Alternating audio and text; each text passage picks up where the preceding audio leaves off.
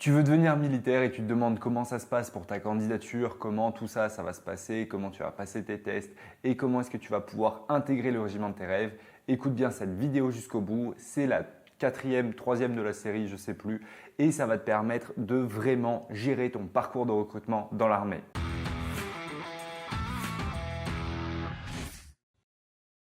Hello, c'est Benjamin Sante, ex-officier de l'armée de terre et aujourd'hui coach sportif et je t'aide à te préparer physiquement et mentalement pour devenir militaire. Reste bien jusqu'au bout de la vidéo, mets un like, abonne-toi, c'est parti. Donc aujourd'hui, on va voir la procédure de candidature dans l'armée. La dernière vidéo, on a parlé du CIRFA, de comment ça se passait pour ton dossier, tout ça. Maintenant, on va voir comment est-ce que tu vas pouvoir te préparer pour tes tests et comment est-ce que tu vas candidater. Donc sur la partie candidature, c'est assez rapide, il n'y a pas énormément de choses à dire. Ce qu'il faut retenir, c'est que c'est toi qui es maître de cette candidature. C'est toi qui choisis, toi qui vas dire les choses, toi qui vas signer ton contrat. Ce n'est pas le conseiller au CIRFA. Le conseiller du CIRFA, il est là pour t'aider à faire ton choix, il est là pour t'aiguiller, pour pas que tu te plantes, pour pas que tu partes droit dans un mur et pour que tu puisses réussir. Donc, si toi, tu arrives, tu dis « je veux les forces spéciales, je fais 5 tractions, tu arrives, tu es en surpoids », le mec, il ne va pas vouloir t'envoyer sur une PMPFS, il ne va pas vouloir t'envoyer même dans un RPIMA. Il va te dire là, votre candidature, moi, je ne peux pas vous mettre ces choix-là, je ne peux pas valider ça, ce n'est pas possible. Maintenant, si toi, tu arrives, que tu es prêt, tu es chaud et tu dis « je veux ça », le mec, il te dit là, ce n'est pas possible, on n'a pas de place en ce moment, on ne peut pas vous envoyer passer des tests pour ces unités-là. En fait, c'est à toi de dire « je veux vraiment ça ». J'ai envie d'attendre, quand est-ce que c'est la prochaine période de recrutement pour ces régiments-là et ton conseiller va te dire là, normalement, on aura des places dans 6 mois qui vont s'ouvrir pour tel régiment. Est-ce que vous voulez vraiment attendre? Tu vas lui dire oui, je veux vraiment attendre et c'est toi qui feras ce choix. C'est toi qui va partir sur ta candidature, qui va dire je veux ça. Ce n'est pas le conseiller au CIRFA. Maintenant, si tu arrives que tu n'es pas du tout prêt physiquement, que tu demandes un truc qui est beaucoup trop élevé par rapport à ton niveau actuel, c'est normal que le conseiller du CIRFA te dise c'est pas un bon choix, c'est pas une bonne idée, je peux pas vous envoyer passer des tests là-dessus. Ou si vraiment tu insistes, peut-être qu'il va t'envoyer, il va te dire bon allez passer vos tests et tu vas te planter. Maintenant au niveau des tests, ce qu'il faut comprendre c'est que c'est pareil, c'est toi qui vas dire je suis prêt ou pas. Le conseiller, il peut te pousser un petit peu, il peut te dire allez, on va les passer. Maintenant, c'est bien toi qui dois valider que tu vas passer tes tests à tel moment.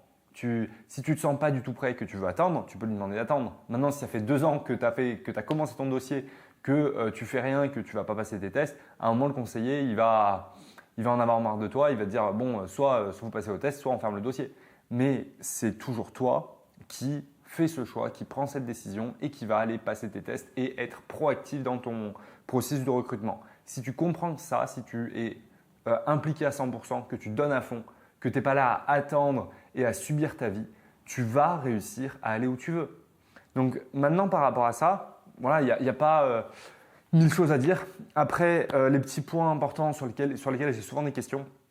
Donc, comment ça se passe pour la date de recrutement, enfin la date de tes tests? Ça, c'est le conseiller au CIRFA. Tu vas lui dire je suis prêt, quand est-ce que je passe mes tests? Il va te proposer une date, il va te dire là, à tel moment, c'est bon.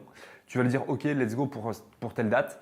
Il t'inscrit au GRS. Donc les GRS, c'est les groupements de recrutement et sélection. Aussi CSO, si tu veux, centre de sélection et d'orientation. C'était l'ancien nom. Et au niveau du GRS, du coup, tu vas aller passer tes tests. Les GRS, je t'en parle dans une prochaine vidéo. Tu vas y rester 3 jours de nuit sur place pour passer tes tests. Maintenant, au niveau de ton départ, comment est-ce que ça se passe? Ton conseiller, il va t'expliquer concrètement comment tout se passe. Il est censé te donner différents éléments. Plus, il va te donner un billet de train. Il te donne ton billet de train, il te donne quelques affaires, enfin une liste, un patrec DR d'affaires à emporter. Et il va te dire comment est-ce que les tests vont se passer. Il te donne tout ça, tu as ta date, tu pars pour tes tests et tu exploses tout pendant les tests. Et si tu veux tout exploser, c'est sur la partie préparation. Et ça, je vais t'en parler. Pour la partie préparation physique, tu as le programme guerrier qui est en description. Le programme guerrier, tu as un bon de réduction avec le code Bretzel. Donc, tu peux t'inscrire sur le programme guerrier en tapant Bretzel. Tu auras une petite réduction pour avoir vu ces vidéos, pour la série de vidéos. Maintenant, sur la partie préparation physique, donc sur la partie candidature, normalement c'est réglé. Après, s'il te reste des questions, pose-les-moi en commentaire. Sur la partie préparation physique, préparation sportive, mentale, tout ça, on va en parler. Comment est-ce que tu prépares ta candidature? Comment est-ce que tu gères tes tests? Je vais t'en parler dans toute la série de vidéos de ça. Et ça, c'est souvent quelque chose qui est négligé. Hier encore, je reçois un message sur Instagram d'un mec qui me dit « Je passe mes tests dans 3 semaines, je ne suis pas au niveau, qu'est-ce que je peux faire ?» Moi, je lui ai répondu, là, je ne peux pas te proposer de programme personnalisé. Je ne peux pas te proposer le programme guerrier. Ce n'est pas pertinent, ce n'est pas adapté. Je ne peux pas t'aider. Je lui ai dit, regarde ma vidéo YouTube sur le Luc Léger. Regarde cette vidéo-là dans laquelle j'explique tout sur le Luc Léger parce qu'il me parlait surtout du Luc Léger. Et je lui ai dit, avec ça, tu pourras un petit peu te préparer. Mais moi, je ne prends pas la responsabilité de prendre un mec à l'arrache à 3 semaines de ses tests pour l'entraîner physiquement. Non, le mec, je ne le connais pas, je ne sais pas comment il est. Ça veut dire qu'on va devoir faire un programme bourrin pendant 2 semaines, puis une phase un petit peu plus relâchée pour arriver au test. Ce n'est pas possible. Les tests, ça s'anticipe au moins 3 mois avant. Tu ne peux pas me dire 3 semaines avant, 1 semaine avant, 1 mois avant, Benjamin, aide-moi. Ce n'est pas possible. Moi, je ne pourrais pas t'aider.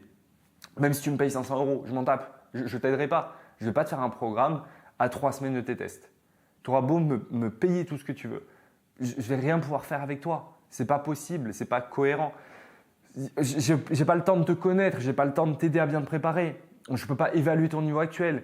Tout ce qu'on va pouvoir faire, c'est de la préparation spécifique, du coup du petit travail spécifique style sur le Luc Léger, travailler les allers-retours pour être vraiment à l'aise, avoir la bonne technique.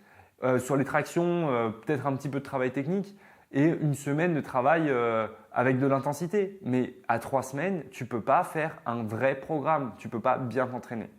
Donc si tu as compris ça, si tu as compris qu'il fallait anticiper, là oui tu peux te préparer et là tu peux vraiment atteindre le meilleur niveau possible. Au niveau de tes tests, il faut savoir qu'il y a beaucoup de jeunes qui arrivent au GRS qui ne sont pas préparés. Si tu fais un palier 10 au Luc Léger et que tu passes 10 tractions, tu es dans les meilleurs. Tu vas avoir une 50aine de mecs sur tes tests. Tu fais 10 au Luc Léger, 10 tractions, tu es dans les 5 meilleurs. Voilà, j'exagère pas. Aujourd'hui, le niveau de recrutement dans les armées, il est assez bas. Aujourd'hui, le niveau sportif des armées, il est bas, mais un peu mieux. Mais voilà, le niveau sportif dans les armées n'est pas bon. Le niveau sportif de recrutement dans les armées n'est pas bon. Pourquoi ? Parce que le sport en France, ce n'est pas quelque chose de très pratiqué. Le sport à l'école, aujourd'hui, c'est un petit peu une catastrophe. Et les jeunes qui veulent s'engager dans l'armée, souvent ne se préparent pas. Il y a des jeunes qui arrivent dans l'armée, qui sont surpris qu'il faut se lever à 6 h du matin et qui du coup en ont marre et partent au bout de 3 jours des classes. Et ça, ce n'est pas normal. Ça, ce n'est pas censé arriver. Donc, pour ta candidature, il faut absolument te préparer. Et si tu es là à regarder cette vidéo, c'est que normalement, tu as envie de te préparer. Tu es là, tu te dis « Ah ouais, j'ai envie de réussir ». Tu n'as pas envie de passer tes tests, de faire 3 tractions, de passer pour un blaireau et de rentrer chez toi tout peiné et te dire « Ah ouais, je suis nul ». Non, tu n'as pas envie de ça. Toi, tu as envie de te donner, d'avoir la niaque, de te préparer, de sortir de tes tests et de te dire « Je suis fier de moi, putain. Je suis fier, je l'ai fait. J'ai réussi à faire mes 10 tractions, j'ai réussi à faire mon 10 au Luc Léger. Je suis content de ce que j'ai fait. Je gère. » Tu as envie de te dire ça. Tu as envie d'être fier de toi, de te regarder dans le miroir en rentrant chez toi et de te dire « Putain, ce que j'ai fait, c'est bien. Je vais devenir militaire. Je suis fier de ce que je fais, je suis content de ce que je fais et je vais continuer de tout donner. » Là, ouais, là, on est dans le bon état d'esprit. Là, on avance vers quelque chose de bien. Et à l'inverse, si tu es là à te dire ouais, je vais peut-être devenir militaire, ouais, allez, je vais m'entraîner un peu, je vais me mettre à la course à pied. Tu cours 5 fois dans ta vie et derrière, tu passes tes tests. Non, c'est pas sérieux. C'est pas sérieux. À un moment, il faut faire les choses correctement, se préparer correctement et se donner toutes les chances pour réussir. Et je te garantis que ta progression, si tu fais les choses correctement, elle va être phénoménale. Et derrière, quand tu vas arriver, tu vas exploser tout le monde. Tu vas avoir un niveau qui sera bien meilleur que la plupart des mecs. Maintenant, on revient sur la partie sport-entraînement. Sur la partie sport-entraînement, il faut comprendre plusieurs choses. Déjà, la première chose, c'est que tu ne peux pas t'entraîner comme un pro. Tu ne peux pas t'entraîner comme un mec qui s'entraîne depuis des années. Si tu suis le même entraînement, par exemple en course à pied qu'un mec qui fait 35 minutes au 10 km, tu vas te blesser. Si tu suis le même entraînement qu'un mec qui fait de l'athlétisme, tu vas te blesser. Si tu es là à faire du fractionné 3 fois par semaine, tu vas te blesser. Donc, oublie ce genre de pratique. La préparation sportive que tu dois suivre pour devenir militaire, elle n'est pas, c'est pas un truc de champion olympique. Mais c'est quelque chose qui doit être pertinent et adapté à l'armée. Ça veut dire quoi? Ça veut dire qu'il faut travailler de manière spécifique sur certains sports, sur certains exercices, évidemment les tractions, mais d'autres. Et il faut aussi que cette préparation-là soit progressive par rapport à ton niveau. Et ça, clairement, c'est ce que je fais dans le programme guerrier. En fait, dans le programme guerrier, si tu veux, il y a 3 niveaux. Tu as un niveau débutant. Le niveau débutant, on y va vraiment tout doucement. On va mettre en place des séances de course à pied vraiment adaptées. On va monter petit à petit, palier par palier. Le programme acier, du coup, on prend quelqu'un qui a déjà un petit niveau et on va aller plus loin. Et le programme titane, c'est le programme avancé. Là, on prend quelqu'un qui a vraiment un bon niveau et on va aller chercher beaucoup plus loin. Et là, sur le programme titane, si tu veux, si tu n'as pas le niveau requis, tu vas te blesser. C'est pas possible parce qu'en fait, les séances sont tellement intenses dès le début que derrière, si tu n'as pas ce qu'il faut, tu te blesses. Et toi, le problème, c'est que, enfin, toi, attention, hein, je ne te dis pas toi qui regardes la vidéo, mais en général, les jeunes, quand vous vous préparez pour devenir militaire, vous faites quoi? Vous allez chercher tout de suite des grosses séances. Et ça, c'est une grosse erreur. C'est vraiment une putain d'erreur. Tu ne peux pas aller chercher tout de suite des grosses séances quand tu es à un petit niveau. Quand tu es à un petit niveau, il faut y aller progressivement. Et ça, d'ailleurs, c'est ce que j'ai là en ce moment dans le programme guerrier avec un gars qui commence depuis peu la course à pied et qui est un petit peu frustré de ses résultats. Il me dit ouais, mais j'arrive pas à courir 30 minutes sans être essoufflé. Mais c'est normal. Tu débutes la course à pied.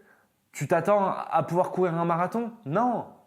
Tu débutes la course à pied, c'est normal que tu aies du mal à courir 30 minutes sans être essoufflé, 30 minutes sans devoir t'arrêter. C'est normal. Il faut l'accepter. C'est pour ça qu'au début, quand on s'entraîne en course à pied, on y va petit à petit. Et c'est pour ça qu'il faut anticiper ta préparation physique pour ta candidature. Il faut prendre le temps nécessaire pour aller te préparer jusqu'au dernier moment.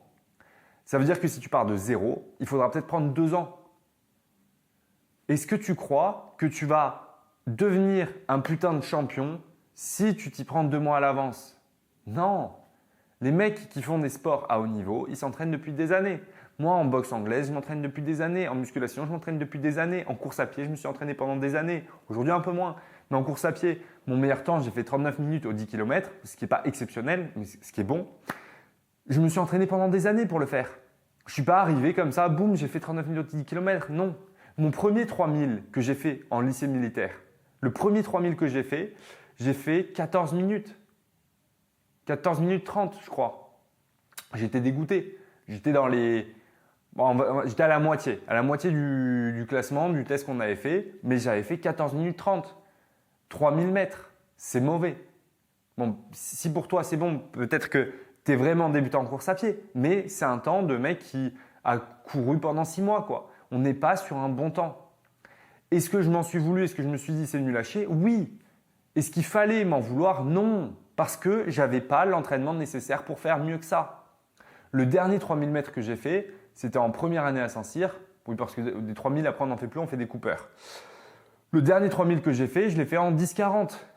10,40, c'est quasiment… non, 10,50. Je l'ai fait en 10,50. 10,50, c'était quasiment le temps qu'il fallait au concours de Saint-Cyr pour avoir 20. Il fallait faire 10,29. À 10,29, on avait 20. Quand j'ai passé le concours de Saint-Cyr, mon 3000, je l'ai fait en 11,30, je crois. Qu'est-ce qui s'est passé entre mon 14,30 et mon 10,50? Je me suis entraîné. Je me suis entraîné comme pas possible. Je me suis beaucoup entraîné. Après, oui, je n'ai pas la meilleure morphologie pour courir. Oui, je ne serai jamais champion d'athlétisme. Mais avec l'entraînement, j'ai réussi à descendre à un temps qui est plutôt pas mal. Et en m'entraînant encore plus, j'aurais peut-être pu passer sous les 10 minutes. Et sous les 10 minutes, là, tu commences à faire des choses intéressantes en course à pied, aux 3000 mètres. Et toi, c'est pareil. Tu peux progresser et atteindre un putain de niveau. Maintenant, est-ce que tu as envie de le faire? Est-ce que tu es prêt à le faire? Est-ce que tu vas le faire correctement? C'est ça la question. Si aujourd'hui, tu te mets en tête d'aller chercher le meilleur que tu puisses faire, si aujourd'hui tu décides de te faire un programme adapté ou de rejoindre le programme guerrier et de t'entraîner efficacement pendant le temps nécessaire, oui, tu pourras y arriver. Maintenant, si aujourd'hui tu décides de griller des étapes et d'aller beaucoup trop vite dans ta préparation, d'essayer de faire plein de fractionnés, d'essayer de faire des séances hyper difficiles à chaque fois, tu vas juste te blesser, tu n'y arriveras pas. À un moment, tu vas te blesser et ça va être caput, stop. Ce qu'il faut comprendre, c'est que ta préparation physique, elle doit être ultra progressive. Tu ne peux pas t'entraîner comme quelqu'un qui s'entraîne depuis des années parce que tes tissus ne sont pas du tout aussi solides. Tes tissus ne sont pas adaptés à des entraînements trop intenses. Il faut mettre l'intensité adaptée à ton niveau. Donc, un débutant en course à pied, perso, je ne lui fais pas faire de fractionné. Le fractionné, je commence avec quelqu'un qui a 8 mois de course à pied. Tu vas me dire, ah ouais Benjamin, mais du coup, je fais comment pour progresser? Eh bien, au début, on va faire de l'endurance, on va faire de la technique, On va t'aider à avoir la bonne endurance, à avoir la bonne foulée. Et ça va te permettre derrière d'être plus à l'aise en course à pied. Et ça va te permettre du coup de bien courir. Mais tu vois que 8 mois avant de faire du fractionné, ça veut dire que quand tu commences vraiment, tu ne passes pas tes tests tout de suite. Parce que si tu passes tes tests au bout de 6 mois quand tu débutes la course à pied, c'est chaud. Tu n'auras pas le niveau que tu veux. Derrière, tu vas faire tes classes, le risque de blessure, il est augmenté. C'est pour ça que pour moi, quand tu veux t'engager dans l'armée, il faut vraiment anticiper. Il faut te préparer sur le temps long. C'est comme ça que tu mets toutes les chances de ton côté. Si tu essaies de bâcler les choses en le faisant en 3 mois, peut-être que tu seras pris dans le régiment de tes rêves. Peut-être si tu demandes la cavalerie, le génie et pas l'infanterie. Bon, ça peut passer. Si tu demandes le matériel, ça passera. Maintenant, une fois arrivé en régiment, quand tu vas commencer à faire tes classes, quand tu vas commencer à faire plein de marches, à faire beaucoup de courses à pied, le risque de blessure, il est beaucoup plus élevé. Parce que ta préparation physique ne sera pas suffisante pour que ton corps ait généré les adaptations des tissus qui vont te permettre d'être à l'aise, d'être bien, d'être solide. Et ça, c'est un problème. Et le truc, c'est qu'aujourd'hui, l'armée, elle a besoin de recruter, elle pousse vraiment au recrutement. Et les jeunes qui voient un petit peu les vidéos, ils sont là à se dire « Allez, let's go, je m'engage tout de suite, je m'engage tout de suite ». Non. Pourquoi précipiter les choses? Prends 6 mois de plus. 6 mois, ça ne va rien changer à ta vie. Juste, tu seras prêt. Juste, tu vas être fier de toi et derrière, tu vas gérer. À l'inverse, si tu précipites les choses, tu vas arriver pas très près, tu vas arriver pas bien, tu vas être déçu de tes résultats, tu n'auras peut-être pas le régiment que tu veux et derrière, déception. Alors attention, hein, là, je m'adresse surtout à des jeunes qui veulent aller en infanterie, qui veulent aller chez les paras, tout ça, parce que globalement, c'est le plus de personnes que je vois. Les jeunes qui s'engagent dans l'armée aujourd'hui, c'est beaucoup. Je veux aller en RPIMA, je veux aller chez les chasseurs alpins.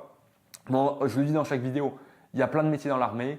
Il n'y a aucun métier qui est nul. Chaque métier correspond à des personnalités différentes. Maintenant, dans l'infanterie, c'est là qu'il y a le taux de, comment on appelle ça, le taux de, de durée des contrats le plus faible. Bon, il y a un turnover beaucoup plus élevé en infanterie. Pourquoi? Parce que ce n'est pas le métier le plus passionnant et qu'il faut quand même être prêt à se dire que tu ne vas pas faire ce qu'il y a comme dans les vidéos. En fait, la réalité du métier, ce n'est pas ce que tu vois dans les vidéos, les clips de recrutement. Et du coup, il y a beaucoup de jeunes qui arrivent, qui sont déçus, qui se font chier, qui finissent par partir.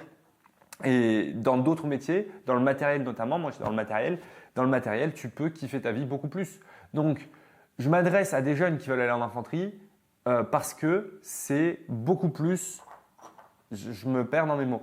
Mais bref, reprenons. Je m'adresse à des jeunes qui veulent aller en infanterie parce que globalement, c'est ce que je vois le plus. Il y a beaucoup plus de jeunes qui veulent aller en infanterie que dans le matériel. Dans le matériel, si tu veux t'engager tout de suite sans préparation physique, est-ce que ce sera pénalisant? Pas vraiment. Dans l'infanterie, si tu veux t'engager tout de suite sans préparation physique, oui, ce sera hyper pénalisant parce que le rythme en infanterie des classes, il est beaucoup plus élevé parce que tu vas beaucoup plus courir, parce que tu vas enchaîner beaucoup plus et parce que le risque de blessure, il sera beaucoup plus élevé. Dans le matériel, tes classes, l'intensité sera un petit peu moins élevée quand même. Maintenant, les CFIM, c'est à peu près la même chose, mais dans le CFIM matériel, évidemment, le niveau il sera un petit peu plus bas.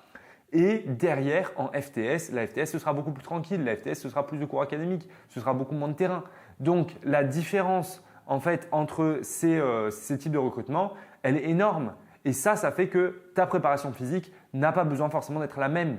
Maintenant, si tu vas aller en infanterie, évidemment, tu dois te préparer un maximum. Si tu vas aller dans le matériel, moi je te dis prépare-toi au maximum aussi. Parce que c'est con de se contenter du minimum. Pourquoi se contenter du minimum? Tu veux faire un métier qui est exceptionnel. Tu veux faire un métier où tu vas risquer ta vie en opération. Est-ce que tu as envie d'avoir la préparation physique la plus éclatée au sol? Non, tu as envie de te préparer sérieusement. Tu as envie d'avoir un physique qui te permet de faire les choses qu'on va te demander et d'être en OPEX, en opération, à te donner à 200%. Tu n'as pas envie d'être crevé en marchant 10 minutes avec un gros sac et ton gilet pare-balles. Non, tu as envie de pouvoir tenir dans le temps, résister et de pouvoir faire ce qu'on te demande. Et pour ça, tu as envie de te préparer physiquement optimalement. Et te dis pas « Ah, mais je verrai ça plus tard ». Non, parce qu'on voit beaucoup en régiment ça. Des mecs qui sont envoyés sur les FGE, donc les formations générales élémentaires, c'est la formation pour devenir caporal. On leur dit « Tu vas être envoyé dans 3 mois en FGE ». Ils ne se préparent pas du tout physiquement. Donc, commence par te préparer physiquement aujourd'hui, deviens un putain de militaire et derrière, en régiment, continue de te préparer physiquement à fond. Voilà. Ce qu'il faut retenir de cette vidéo-là, c'est prépare-toi. Prépare-toi sérieusement. Donc, on va rentrer un peu plus dans le technique sur la partie préparation physique parce que ça va t'intéresser. Sur la partie préparation physique, si tu veux, tu vas avoir trois gros trucs à préparer. Tu vas avoir la partie course à pied. La partie course à pied, c'est du lourd parce qu'il faut travailler ton endurance, il faut travailler ta technique. Donc la technique, c'est quoi? C'est faire des gammes, c'est faire de la proprioception. Si tu ne sais pas de quoi je parle, forcément, là déjà, il faut commencer par ça, par les bases. Donc en course à pied, on va avoir tout le travail d'endurance fondamentale. L'endurance fondamentale, c'est courir lentement. Ça, c'est hyper important. La course lente, c'est ce qui te permet d'être plus à l'aise quand tu cours. Donc ça va te permettre de mieux vasculariser tes muscles, d'avoir un meilleur cardio, d'être plus tranquille et d'avoir un rythme cardiaque un petit peu plus bas. Qu'est-ce que ça fait? Ça fait que tu vas courir en étant plus à l'aise. Donc l'endurance fondamentale, il faut en faire absolument. L'endurance fondamentale, si tu veux, moi je cours à 5,40 au kilomètre en endurance fondamentale. J'ai un bon niveau de course à pied. Toi, quand tu débutes, il faut courir peut-être à 7,30 au kilomètre. Et il faut suivre ton allure. Ça veut dire que tu prends Strava. Strava, c'est l'application sur le téléphone. Moi, j'utilise Strava. Tu peux me suivre sur Strava. Tu tapes Benjamin Sand dans Strava, tu me suis si tu veux. Et du coup, sur Strava, donc, je vais te montrer mes courses. Je ne sais pas si on verra grand-chose. Alors, cette semaine, voilà, activité, boum. Donc là, tu vois, ça, c'est Strava. Je suis mon allure. On voit mon allure, tout ça. Et là, on voit que j'ai couru à 6,14. Mon 6,14, c'était un petit peu lent. Normalement, je suis à 5,45, 5,40 au kilomètre. Et cette allure-là, je vais la suivre quand je cours. Toi, il faut que tu fasses la même chose. Pourquoi? Parce qu'en fait, c'est comme en muscu, si tu veux. En muscu, si tu t'entraînes avec des poids au hasard, tu ne peux pas progresser. Par contre, si tu t'entraînes en suivant tes poids, en notant chaque semaine ce que tu fais et en allant petit à petit chercher des poids plus élevés, tu vas progresser. En course à pied, c'est la même chose. Donc, en endurance fondamentale, tu veux suivre ton allure. Tu veux suivre exactement ce que tu fais. Ça, c'est la première chose pour le travail de course à pied. La deuxième chose, du coup, c'est la technique. C'est faire des gammes. Les gammes, c'est quoi? C'est faire des montées de genoux, des talons-fesses, faire différents exercices. Il y en a plein. Je crois que j'ai fait une vidéo dessus. Ah non, c'est dans Running Learning. Ça, si tu rejoins le programme guerrier, sache que tu as toute une formation sur la partie course à pied. C'est la formation Running Learning qui est offerte avec le programme. Pourquoi? Parce qu'en fait, la course à pied, c'est hyper important de bien gérer et d'apprendre à courir. Et du coup, dans le programme guerrier, j'ai ajouté une partie formation qui permet de savoir concrètement comment est-ce qu'on court, comment bien progresser en course à pied, connaître les différents types d'entraînement course à pied. Et ça va te permettre d'avoir les meilleurs résultats possibles. Donc, dans Running Learning, tu vas apprendre tout ça. Et du coup, sur la partie préparation physique en course à pied, les gammes, c'est fondamental.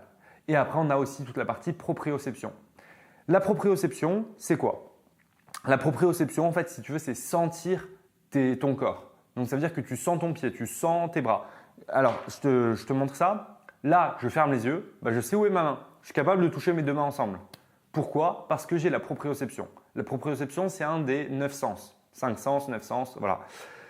Sur la course à pied, avoir une bonne proprioception, c'est savoir poser correctement ses pieds.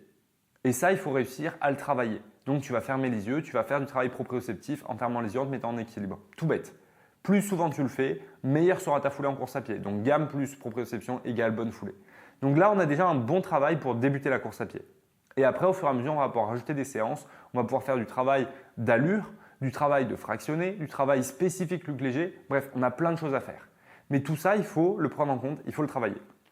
La deuxième chose à faire dans ta préparation physique, c'est toute la partie renforcement musculaire. La partie renforcement musculaire, qu'est-ce qu'on a? On a toute la partie qui va être axée sur les tractions, mais ce n'est pas tout. Si tu fais que des tractions, c'est nul. Déjà, tu vas créer un déséquilibre musculaire. Donc, si tu travailles que le dos, l'avant, il ne sera pas travaillé, il ne sera pas bon. Et surtout, tu vas arriver, tu ne seras pas fort. Toi, ce que tu veux, c'est arriver, être complet, être fort. Et pour ça, tu vas travailler les tractions, les pompes, les dips, plein de mouvements. Plus tu travailles de mouvements variés, mieux c'est. Alors attention à ne pas commencer à faire des trucs de zouave. Hein. Quand je te dis mouvements variés, c'est travailler les différents types de pompes, travailler les différents types de tractions, des tractions en supination aussi. Travailler différents mouvements pour avoir un bon renforcement musculaire complet de ton corps. Et pour ça, tu vas axer évidemment sur les tractions, les pompes et les squats parce que c'est trois mouvements hyper importants qu'on retrouve dans l'armée. Sur tes tests, tu n'auras que les tractions, que les squats, mais tu vas aussi travailler les pompes parce que derrière, dans l'armée, tu en auras besoin et tu vas être évalué là-dessus. Si tu travailles correctement ces différents mouvements, tu vas pouvoir progresser. Tu peux t'entraîner qu'au poids du corps, tu peux t'entraîner en salle, les deux sont possibles. Maintenant, il faut que ce soit un travail adapté et axé spécifique pour l'armée. En fait, toi, demande-toi quel est ton objectif. Est-ce que mon objectif principal, c'est devenir militaire? Est-ce que c'est être beau à la plage? Est-ce que c'est être bon en course à pied? Tu peux avoir différents objectifs. Maintenant, il faut que ton entraînement réponde à ton objectif principal qui est de devenir militaire. Si tu t'entraînes en hypertrophie musculaire à faire que de la muscu, ça c'est être beau à la plage, ça ne va pas être hyper utile pour l'armée. Alors, tu peux en faire un petit peu, mais il faut que principalement on soit dans l'axe devenir militaire. Si tu fais ça bien sur la partie renforcement musculaire, tu auras des bons résultats. Point important sur le renfort musculaire, ne fais pas les mêmes mouvements tous les jours. Laisse des jours de repos à tes muscles. Moi, je m'entraîne quasiment tous les jours. Je m'entraîne 6 fois par semaine. Enfin, 6 jours par semaine, mais 12 fois par semaine. Oui, ça fait beaucoup. Je m'entraîne 12 fois par semaine, mais je fais en sorte de bien récupérer. Ça veut dire quoi? Ça veut dire que lundi, je vais bosser pecs et biceps. Et les pecs biceps, je ne vais plus les solliciter, enfin presque plus. Parce qu'avec la boxe, le truc, c'est que je les sollicite tous les jours. Mais je ne vais plus les solliciter avec du poids avant le vendredi. Ça veut dire que j'ai de la récupération pour ces muscles-là. Et toi, c'est la même chose. Si tu fais des pompes tous les jours, tu ne récupères pas. Au poids du corps, tu peux très bien t'entraîner 3 fois par semaine sur un mouvement, mais pas plus. Il y a la méthode With the Groove, oui, pour les tractions, oui, ça fonctionne, mais ça fonctionne sur du court terme. Sur du long terme, c'est pas ouf. Donc, l'idée, quand tu veux progresser sur un mouvement, c'est de beaucoup le travailler, mais de beaucoup le travailler en laissant de la récupération à ton corps. Faire des tractions tous les jours, ça ne va pas être bénéfique. Faire 3 séances de traction dans la semaine, vraiment intenses, plus après, si tu veux rajouter juste du travail technique hyper léger, une traction par-ci, une traction par-là tous les jours, pourquoi pas? Mais si tu fais des vraies séances de traction tous les jours, tu vas empêcher ton corps de récupérer et tu vas stagner, tu vas arrêter de progresser. Mais ça, j'ai un mec dans le programme guerrier qui suivait le programme guerrier. Dans le programme guerrier, il y a vraiment beaucoup de séances de traction, du travail technique, du travail en force, du travail d'explosivité. Et il s'est rajouté des séances de traction. Il s'est rajouté des séances de traction en plus et il m'a dit j'ai l'impression de stagner et de régresser. Je lui ai dit mais comment ça, tu fais quoi? On a fait un point ensemble et en fait il a rajouté des séances de traction sans me le dire. Je lui ai dit là c'est normal que tu régresses, pourquoi tu fais ça? Je lui ai dit arrête de faire ces séances en plus. 2 semaines plus tard, il avait gagné 5 tractions. Voilà, les gars, il ne faut pas en faire trop. En fait, il ne faut pas en faire pas assez et il ne faut pas en faire trop parce que sinon tu vas stagner. Ce que tu veux toi, c'est avoir un entraînement adapté qui te permet de progresser chaque semaine. Toi, tu vises la progression de semaine en semaine. C'est ça qui va t'amener au meilleur niveau. Si tu fais ça, oui, tu progresseras. Si tu es là à essayer d'en faire beaucoup trop, tu vas stagner, tu vas ruiner ta progression. Donc, pense toujours à ça. Pense récupération, pense programme sportif et là, tu vas pouvoir progresser. Ensuite, le 3e point fondamental qu'il va falloir bosser pour l'armée, c'est quoi? C'est ton cardio. Alors ton cardio, tu vas me dire oui, mais je fais de la course à pied, je le travaille. Alors oui, mais c'est pas assez. Le cardio pour l'armée, c'est important. Pourquoi c'est important? C'est pas important pour les tests de l'armée. Les tests de l'armée, le cardio, on s'en fout. Mais c'est important pour la suite. C'est important pour la suite si tu vas dans des régiments un peu de mêlée, même en cavalerie, même en génie. C'est important. Parce qu'en fait, on va te demander des choses plutôt cardio. Et plus tu es à l'aise là-dessus, plus tu vas pouvoir être bien et être dans les premiers. Toi, ce que tu veux, c'est être dans les premiers. Ce n'est pas être dans les derniers. Personne ne veut être dans les derniers. Même parmi l'élite, tu n'as pas envie d'être dans les derniers. Moi, à Saint-Cyr, je n'avais pas envie d'être dans les derniers. Ça m'aurait fait chier de finir dernier. Donc non, tu veux être dans les premiers. Pour ça, qu'est-ce que tu vas faire? Tu vas travailler ton cardio de manière spécifique et adaptée. Ça veut dire quoi? Je vais te donner l'exemple encore une fois du programme guerrier parce que c'est le meilleur programme pour l'armée. Je le pense vraiment. C'est vraiment un putain de programme pour l'armée. Tu as l'application directement avec les vidéos directement sur ton téléphone. C'est hyper pratique. Genre, c'est ultra pratique. Je suis toujours avec toi. Je réponds à toutes tes questions. Donc voilà, tu es certain de progresser. Maintenant, sur le programme guerrier, moi, un truc que j'ai fait et que j'aime beaucoup, c'est des WOD. Un WOD, c'est quoi? C'est un Workout of the Day. C'est ton entraînement du jour. En fait, c'est un entraînement sous forme de circuit. C'est un circuit training. Et chaque semaine, les WOD, ils changent. C'est-à-dire que dans le programme guerrier, tu peux t'entraîner pendant 6 mois. Tu ne vas pas faire les mêmes WOD. À chaque fois, c'est des WOD différents. Et c'est des WOD qui vont vraiment envoyer du lourd et qui vont te permettre de vraiment bien progresser. Ces WOD-là, en fait, ils vont te permettre de travailler de manière renforcement musculaire plus cardio. Parce que tu vas enchaîner des exercices et ton cœur, il va accélérer, il va accélérer, il va accélérer. Et ça te permet d'avoir un putain de développement de ton cardio et derrière d'être beaucoup plus efficace sur du travail cardio.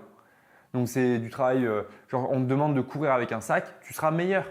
On te demande de porter des choses, de faire un circuit, on te demande un parcours d'obstacles. Parcours d'obstacles, tu seras meilleur. Alors évidemment, la course à pied, dans le parcours d'obstacles, elle est dominante, mais cardio plus course à pied, tu vas vraiment bien progresser. Donc voilà les 3 choses principales à travailler pour l'armée, pour avoir une bonne condition physique. Mais ce n'est pas tout. Moi, ce que je rajoute dans le programme guerrier, c'est la marche. La marche, ça, on la néglige souvent. En fait, la marche, pareil, ça ne sert pas pour ta candidature. Tu seras militaire, même si tu es une quiche en marche. Mais quand tu vas devenir militaire, quand tu vas signer ton contrat, que tu vas arriver, que tu vas faire tes classes, la première marche, ça va aller, puis ça va monter crescendo. La 3e marche, tu vas subir. La 3e marche, si tu n'as jamais marché de ta vie, tu auras les pieds en sang, tu auras des cloques de partout, tu auras mal aux pieds, tu seras HS. Toi, ce n'est pas ce que tu veux. Toi, tu veux être à l'aise sur les marches. Tu veux être bien sur les marches et ne pas subir ta vie. Pour ça, qu'est-ce qu'on fait? On se prépare.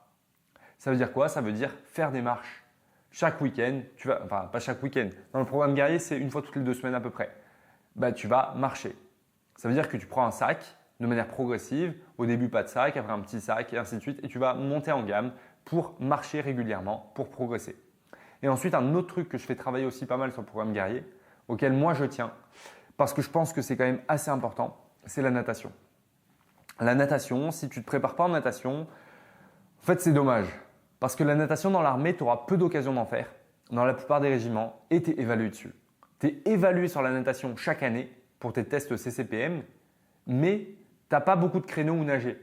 Ça veut dire que soit tu es impliqué, tu vas chercher, tu vas aller dans des piscines publiques où tu vas gratter des créneaux auprès de ton bureau des sports et tu vas nager. Soit on te dit une fois tous les 2 mois, allez, let's go, on va nager. Tu as des régiments où ils ne vont jamais nager. Tu as des régiments qui ont une piscine directement dedans, ils peuvent nager chaque semaine. Oui, mais ce n'est pas le plus commun. Le plus souvent, c'est que tu ne vas pas nager. Donc, la natation, si tu ne te prépares pas avant, ça va être compliqué d'avoir des bonnes notes. Alors, prépare-toi en natation, entraîne-toi en natation, c'est important. Une fois par semaine, déjà, tu progresses un petit peu. 2 fois dans la semaine, voilà, là, tu exploses tout. Mais une fois dans la semaine, c'est suffisant pour le niveau qui est demandé à l'armée. Et ensuite, un dernier point important à travailler, c'est tout ce qui va être mental plus respiration. Travailler sur le mental, sa respiration, c'est important. Comment est-ce que tu vas faire ça? Il y a plein d'exercices qui existent sur la respiration. Ça, je sais que c'est tout con, qu'on se dit pourquoi est-ce que je ferais ça? Pourquoi flemme de faire ça, c'est pas vraiment du sport. Et pourtant, si. Ça a un impact sur ton niveau sportif. Apprendre à bien respirer, apprendre à se calmer, à gérer ses émotions, apprendre à être posé, apprendre à se dominer, c'est hyper important pour l'armée. Ça va vraiment t'être utile. Et pour ça, tu vas avoir le travail de respiration carrée, le travail de cohérence cardiaque. Tu vas aussi avoir tout ce qui est méditation. Moi, on ne dirait pas, mais je médite tous les jours. Je fais de la méditation, de la respiration carrée, du travail de cohérence cardiaque. Je fais tous ces exercices-là. Et je partage ça dans le programme guerrier. Je partage ce que je fais, ce que je conseille. Et c'est des choses qui sont vraiment pertinentes, qui sont vraiment utiles, efficaces. Donc si tu fais ça, ça va t'aider. Et évidemment, avec tout ça, il faut avoir une bonne hygiène de vie. Bien manger, bien dormir, faire attention à son corps, faire attention à soi.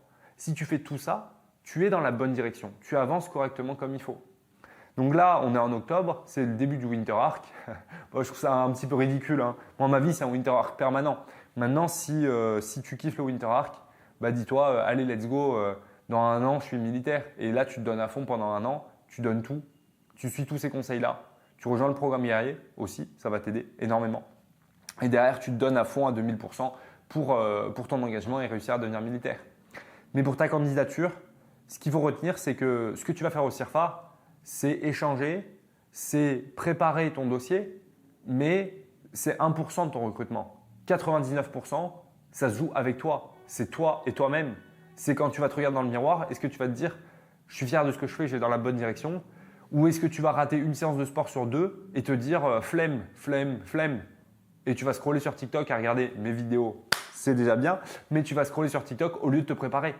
Donc demande-toi ce que tu veux vraiment, regarde-toi dans le miroir, demande-toi où tu veux aller, fixe-toi des objectifs putain de précis et vraiment un déroulé complet de ce que tu veux faire, de ce que tu veux accomplir dans ta vie et fixe-toi des objectifs chaque semaine, chaque mois pour pouvoir avancer dans la bonne direction et pour pouvoir aller chercher ce que tu veux. Moi, si je m'entraîne autant, si je suis aussi rigoureux dans mes entraînements, c'est parce que je sais ce que je veux, je sais où je veux aller. Et je sais que si je ne me donne pas les moyens, je vais le regretter. Donc, j'avance. Fais-en de même, fixe-toi des objectifs précis, fixe-toi des objectifs mensuels et donne-toi à 2000% pour aller dans la bonne direction et pour aller chercher ce que tu veux réussir dans ta vie. C'était Benjamin Sante, rejoins le programme Guerrier en description, abonne-toi, mets un commentaire, dis-moi ce que tu en penses, aime, tout ça, force!